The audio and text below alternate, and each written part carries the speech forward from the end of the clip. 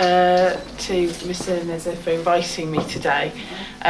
It's lovely to be here, really.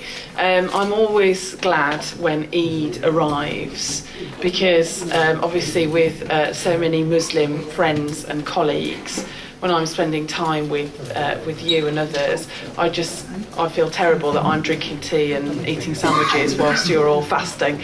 So I'm as delighted as you are when Eid arrives. I was really, really struck by what Councillor Qureshi was just saying, really, really moved by it actually. I've spent quite a bit of time in India but haven't visited Pakistan yet. And so I'm very, very aware of history. I'm very aware of the colonial past. I'm very aware of the British impact.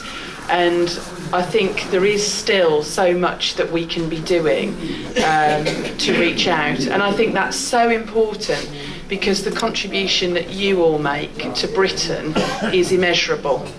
And that Councillor Khan and I were talking before, his daughter has recently graduated, a fourth child graduating, another person who will have a fantastic career and will make a tremendous contribution in this country.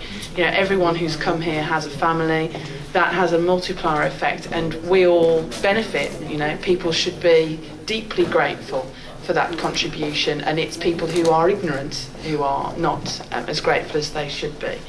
So as always, when I'm confronted with a room full of people with so much more experience, knowledge and wisdom than me, I will keep it short. But Eid Mubarak belatedly, and thank you again for inviting me. Thank you very much.